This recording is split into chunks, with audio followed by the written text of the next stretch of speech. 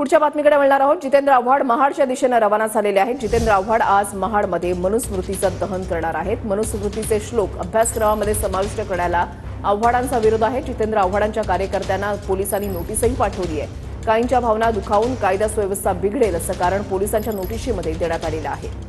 दरम्यान कार्यकर्त्याला पाठवलेली नोटीस जितेंद्र आव्हाड यांनी ट्विट केलेली आहे।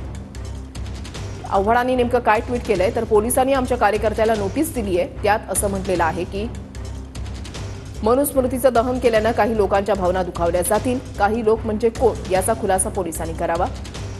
हे दहन पहिल्यांदाच होत नाही। यापूर्वी म्हणजेच पहिल्यांदा डॉक्टर बाबासाहेब आंबेडकर यांनी मनुस्मृतीचं दहन केलं होतं।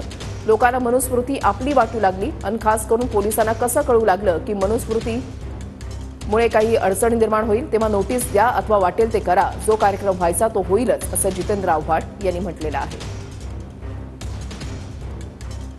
आज मनुस्मृती येते, बहुजनांनो जागे व्हा, नाही तर 5000 वर्ष तुमच्या वाडवडिलांना जे भोगावं लागलं ते तुम्हाला ना मला भोगावं लागेल। त्यासाठी आपण महाडला जातोय। डॉक्टर बाबासाहेब आंबेडकरांचं स्मरण करून आपण मनुस्मृतीचं दहन करतोय।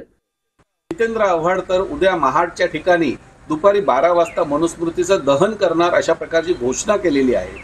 आचारसंहिता लागू असताना हिंदू समाजामध्ये अशा प्रकारचा भेदभाव कसा काय निर्माण करता येईल आणि या दृष्टिकोनातून रायगडचे जिल्हाधिकारी तसेच अनेक सरकारी अधिकाऱ्यांना हिंदू जनजागृती समितीने आज एक कायदेशीर दृष्टिकोनातून पत्रव्यवहार केलेला आहे आणि यात आम्ही मागणी केलेली आहे की हा प्रकार कोणत्याही कारणाने होऊ नये।